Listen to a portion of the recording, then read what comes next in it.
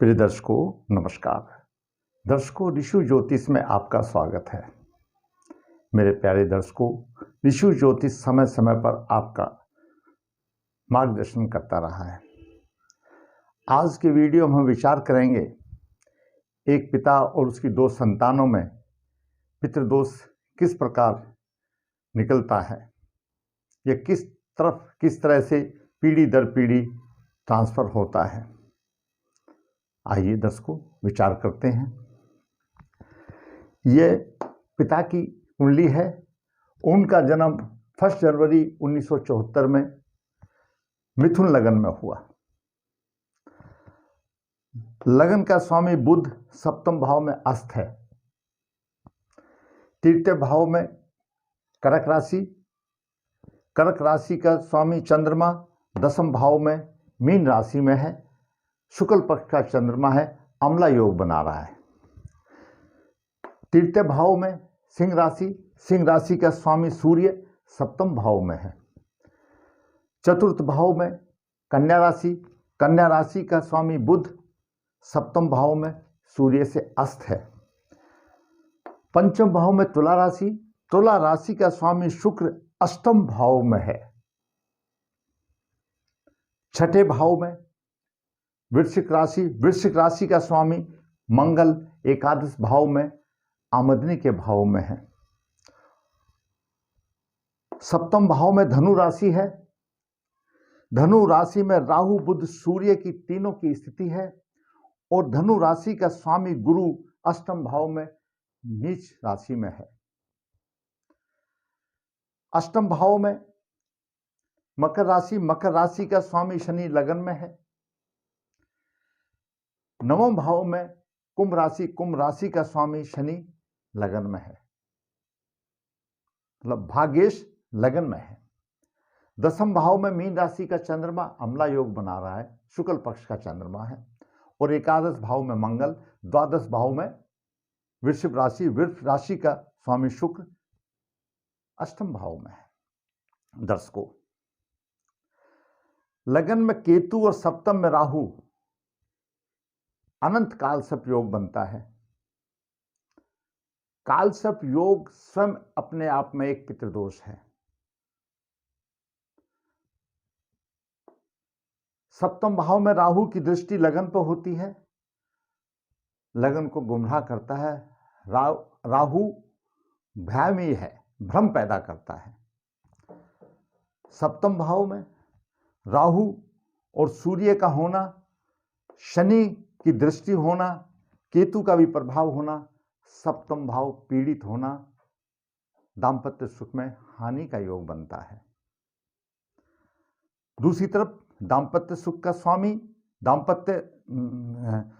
सप्तम भाव का स्वामी गुरु अष्टम भाव में है। अष्टम भाव दीर्घकालीन रोग का भी है। यह सप्तमेश जातक के जीवन साथी को प्रतिनिधि करता है। नवम भाव में कुंभ राशि का स्वामी शनि लगन में है, भाग्य अच्छा है। चंद्रमा अम्ला योग बना रहा है, द्वितीय भाव का स्वामी है, शुभ योग बना रहा है। अम्ला योग कुंडली में बहुत अच्छा योग होता है। एकादश भाव में मंगल। दर्शकों, मिथुन लगन की कुंडली में मंगल छठे भाव का स्वामी और छठे से छठा एकादश भाव का स्वामी प्रबल पापी माना जाता है। अच्छा है, इस स्थिति अपनी मूल त्रिकोण राशि मेष राशि में है, आमदनी दे रहा है। मंगल की चतुर्दृष्टि नीच दृष्टि धन भाव पर जाती है, धन की हानि होती है, कुटुंब की हानि होती है। दर्शकों, शुक्र का अष्टम भाव में होना, गुरु का नीच राशि में होना कहीं ना कहीं साध्वी का श्राप होता है। सप्तम भाव पीड़ित, शुक्र दाम्पत्य सुख का कारक ग्रह, भोग विलास का कारक ग्रह, और गुरु सप्तमेश का प्रतिनिधित्व करने वाला अष्टम भाव में है। जातिका की पत्नी दीर्घ रोग से पीड़ित हुई और आज से लगभग 4 साल पहले देहांत भी हो गया। दर्शकों, अनंत काल सर्प योग दाम्पत्य सुख में हानि का कारण बनता है, मानसिक चिंताएं देती है, अपने आप में एक प्रवर्तित दोष है। कालसर्प दोष का होना, साध्वी का श्राप होना और सप्तम भाव पीड़ित होना, एक प्रबल दोष कुंडली में आ गए। अभी दर्शकों विचार करते हैं इनकी 2 संतानों में, उनमें क्या प्रभाव है। जहां तक कि बड़ी संतान पुत्री है, पुत्री का जन्म 21 जनवरी 2004 को हुआ। वृश्चिक लगन की कुंडली है। वृश्चिक लगन अपने आप में पितृदोष है। लगन का स्वामी मंगल पंचम भाव में है। मंगल छठे भाव का भी स्वामी है, क्योंकि मंगल की मूल त्रिकोण राशि छठे भाव में है और छठे भाव में राहु भी है। मंगल स्वयं लग्नेश होते हुए छठे भाव के भी गुण रखता है। दूसरा, राहु अधिष्ठ राशि का स्वामी होने पर मंगल में 2 प्रकार के गुण आ गए, एक अपना भी आ गया, एक राहु का भी आ गया। द्वितीय भाव में चंद्रमा और बुध है। तृतीय भाव में सूर्य मकर राशि में है। चतुर्थ भाव में शुक्र कुंभ राशि में है। शुक्र द्वादश भाव का स्वामी है, लेकिन दर्शकों शुक्र को द्वादश भाव का स्वामी होने का दोष नहीं लगता, क्योंकि द्वादश भाव भोग का स्थान है और शुक्र भोग विलास का कारक है। शुक्र की अच्छी स्थिति मानी जाती है द्वादश भाव में, उसको द्वादश भाव का दोष नहीं लगता। मंगल पंचम भाव में आ गया। छठे भाव में राहु, मैंने आपको बताया।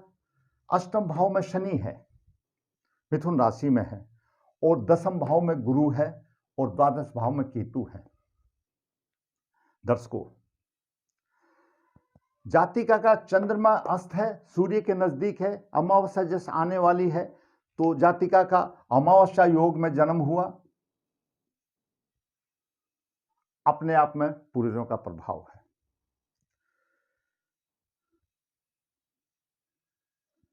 राहु छठे भाव में है। छठे भाव से राहु की पंचम दृष्टि 1 2 3 4 5 राहु पर पड़ती है।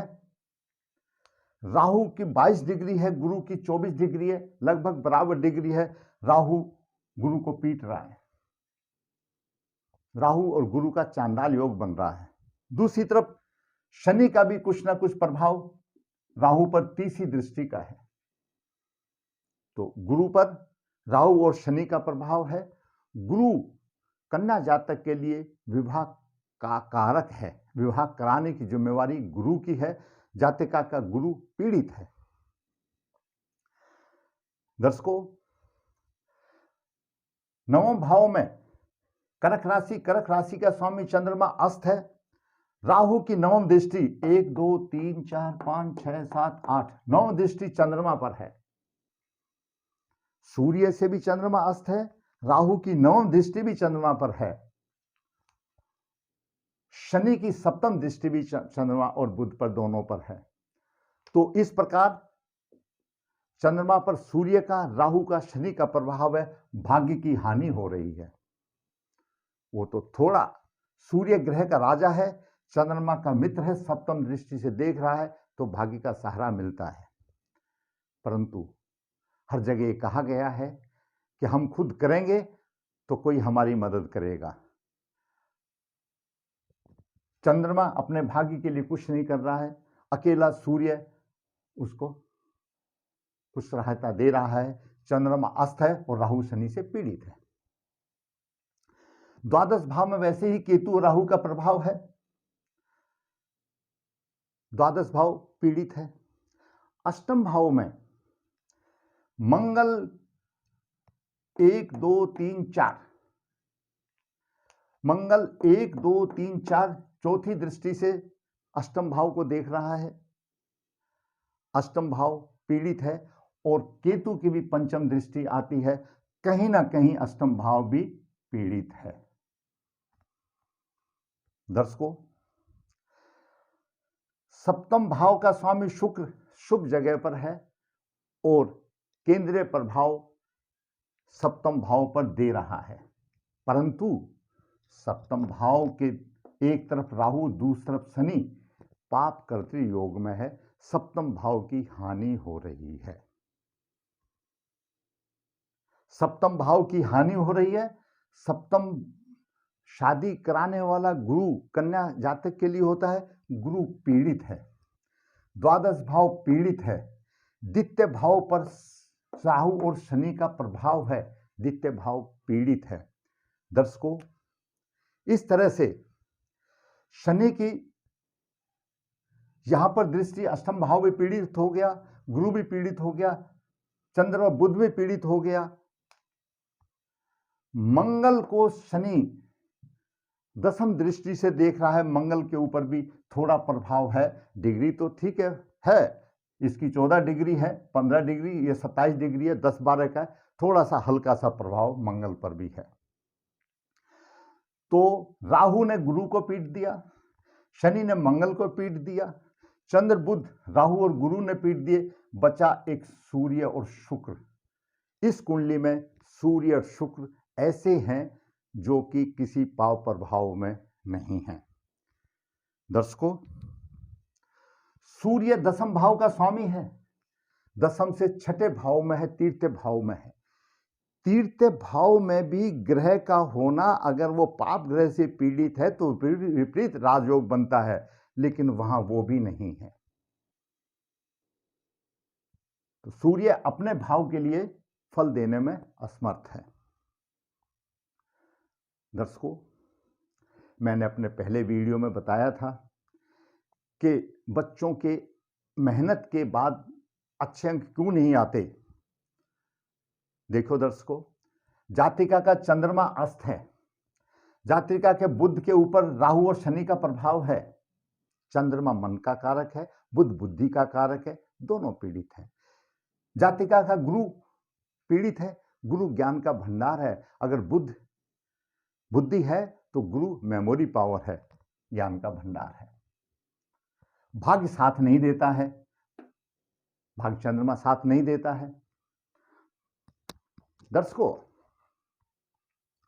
मंगल यहां पर है पंचम भाव में, छठे भाव का स्वामी भी है मंगल।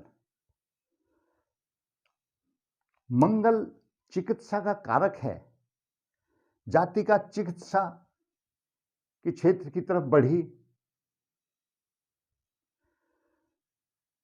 मंगल चिकित्सा का कारक है, रोग का स्वामी का है। राहु विष को विष काटता है, राहु भी चिकित्सा का कारक है, लेकिन गुरु पर यह प्रभाव होने से गुरु सिंह राशि में है, गुरु पीड़ित हो गया, गुरु हॉस्पिटल का कारक है। पिछले साल जातिका ने 12वीं कक्षा पास की मेडिकल से, लेकिन चिकित्सा के क्षेत्र में उसको सफलता नहीं मिली और इस साल ड्रॉप करना पड़ा। क्यों ड्रॉप करना पड़ा? जातिका का बुध कमजोर है, जातिका का चंद्रमा कमजोर है, जातिका का गुरु पीड़ित है, जातिका का पंचम भाव पीड़ित है। कहां से प्रतियोगिता में अंक आएंगे? मैंने इस जातिका की कुंडली आज से 10 साल पहले बना के दी थी, लेकिन अभिभावक को कुछ परवाह नहीं। अभी जब बच्ची ने ड्रॉप कर दिया, उसको कामयाबी नहीं मिली, तो फिर गुरुजी, अरे गुरुजी क्या करेगा, पत्रिका देखो भाई, पत्रिका में स्पष्ट लिखा हुआ है डॉक्टरी का योग तो है, लेकिन सारे योग पीड़ित हैं। चंद्रमा पीड़ित है, मंगल पीड़ित है, गुरु पीड़ित है, दसम भाव पीड़ित है, एक गुरु, एक शुक्र और सूर्य बचा। अगर सारी जनता, सेनापति पीड़ित है, गुरु पीड़ित है, वजीर पीड़ित है, अकेला राजा क्या करेगा? उसको कैदी होना पड़ेगा ना दुश्मन के हाथ में।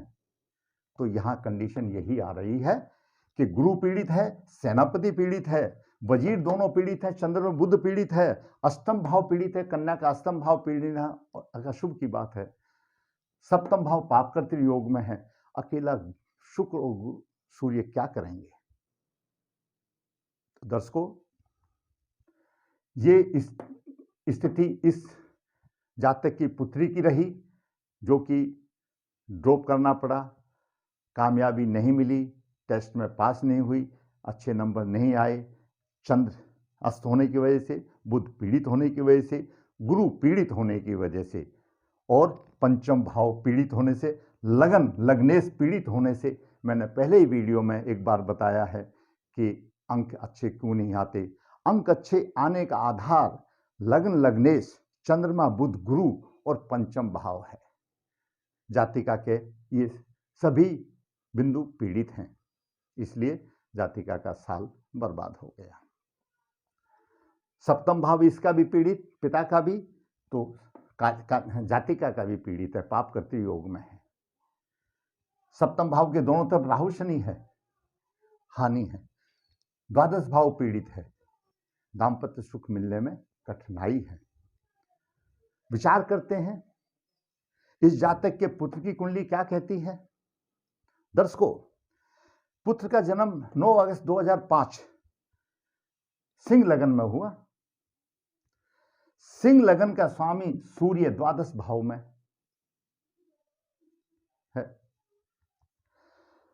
द्वितीय भाव में केतु और गुरु है, लगन में शुक्र और चंद्रमा है, अष्टम भाव में राहु है और नवम भाव में मंगल अपनी मूल त्रिकोण राशि मेष राशि में है। द्वादश भाव में सूर्य बुध शनि है। दर्शकों, द्वादश भाव में कर्क राशि, कर्क राशि में सूर्य, शनि और बुध का होना, छाती संबंधित बीमारी का होना। तो बुध अकेला ही अगर कर्क राशि में होता है तो उसको कोई ना कोई फेफड़ों संबंधित समस्या दे देता है। वो तो शनि भी हो गया, राहु भी हो गया। फिर इससे भी बात नहीं बना मेरे दर्शकों, राहु की पंचम दृष्टि भी कर्क राशि पर आ गई और राहु की पंचम दृष्टि ने 22 अंश लेकर सूर्य को भी पीड़ित कर दिया, बुध को भी पीड़ित कर दिया। ये सारा सब कुछ सप्तम भाव, द्वादश भाव पीड़ित हो गया। तो पुत्र का भी सूर्य पीड़ित हुआ, लग्नेश पीड़ित हुआ। कितना बड़ा प्रबल पितृदोष हो गया। पिता के दोष ट्रांसफर हुए दोनों में, पुत्र और पुत्री में। स्पष्ट कालसर्प योग, कुलिक कालसर्प योग बना। द्वितीय भाव में केतु और अष्टम भाव में राहु, सारे ग्रह पूरी परिधि में है। कुलिक कालसर्प योग बना। संघर्ष में जीवन। द्वादश भाव पीड़ित, सप्तमेश अस्त, सप्तमेश अस्त द्वादश भाव पीड़ित। शादी कैसे होगी, शादी का सुख कैसे मिलेगा। हो सकता है शुक्र, पुरुष जातु के लिए शुक्र शादी कराने वाला है, सप्तम दृष्टि देख रहा है, कारक ग्रह है, कर दे। लेकिन शादी होना और दाम्पत्य सुख मिलना, दोनों में जमीन आसमान का फर्क है। सप्तमेश अस्त है, द्वादश भाव पीड़ित है, द्वादश भाव सहवास का साहब है, भाग है, तो कैसे होगा। वैसे भी ज्योतिष शास्त्र में अष्टम राहु और द्वादश राहु को प्रबल पितृदोष माना गया है। राहु पूर्वजों का भी प्रतिनिधि है। इस कुंडली में भी सूर्य लगन पीड़ित है, इस कुंडली में चंद्र लगन पीड़ित है, इस कुंडली में लगन पीड़ित है। कहीं ना कहीं पारिवारिक मृत अतृप्त आत्मा का प्रभाव है। मैंने जातक को 10 साल पहले बताया था, लेकिन दर्शकों, आजकल का एक रिवाज है, जब जरूरत होती है तो पंडित जी को ढूंढते हैं और जरूरत नहीं होती है तो टेढ़ी आंख से देखते हैं। कैसे? जैसे मैं आपको एग्जाम्पल दूं, यूपी, बिहार, उत्तर प्रदेश, नॉर्दर्न इलाके में तो मैंने देखा है किसान एक डंडे में 2 सरिये ऐसे बांध कर रखते हैं, जिसको जेली या कुछ ऐसा हथियार कहते हैं। जब सांड उनको दान खिलाना हो, गुड़ खिलाना हो सांड को अपना दोष निकालने के लिए, तो सांड को ढूंढते रहेंगे और वरना उस जेली से मारने की कोशिश करेंगे, भगाते रहेंगे। वही पंडित जी की हालत है। जब जरूरत होती है तो पंडित जी के पास जाते हैं, पंडित जी बताता है तो कुछ नहीं करते हैं, नहीं करते। उसने तो अपना धर्म निभाना है, विद्वान ने तो उसको बता करके, बाकी भाई तुम्हारा फर्ज करना तो तुमने है। तो यही स्थिति आनी है। आज ड्रॉप हो रहे हैं बच्चे, उनको कामयाबी नहीं मिल रही है। कैसे मिलेगी? ग्रहों का प्रभाव है। तो दर्शकों, मैंने पिता पुत्री पुत्र की कुंडली में पितृदोष ट्रांसमिट होते हुए आपको दिखाया, कुंडली का विश्लेषण करके दिखाया। 3 कुंडली का मैंने विश्लेषण किया, सिर्फ पितृदोष से संबंधित मैंने विश्लेषण किया। अगर हम इन दोषों को नहीं रुकावट करेंगे, इन दोषों का नहीं उपाय करेंगे, तो ये दोष 5-5 पीढ़ी तक बढ़ जाते हैं। दर्शकों, इन दोषों की शांति अपने भारतवर्ष में जगह जगह पर होती है। गया है, नासिक है, इलाहाबाद है, हरिद्वार है, जगह जगह पर होती है। लेकिन नर्मदा के किनारे पर वैदिक जो विद्यालय है, उसमें पढ़ाया जाता है हमें कि भारतवर्ष में 2 ही त्रिवेणी संगम है। एक इलाहाबाद प्रयाग, उत्तरी प्रयाग है। चांदोल करनाली जो नर्मदा के किनारे बड़ौदा में है, वो दक्षिणी प्रयाग है। यहाँ पर 5-5 पीढ़ी के पितरों की अतृप्त आत्माओं की शांति होती है। दर्शकों, ये तो पढ़ाया गया है।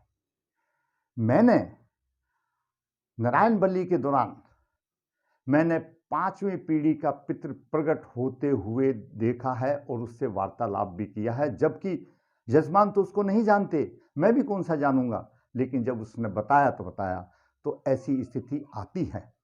दर्शकों, मैंने एक बार और बताया था कि ऋषि ज्योतिष वो एक पेड़ है कि आपको कुंडली का विश्लेषण, वास्तु की सलाह और अनुभवी कर्मकांडियों द्वारा पितृदोष, कालसर्प दोष निवारण की प्रक्रियाएं नर्मदा जी के तट पर कराता है, जो कि त्रिवेणी संगम है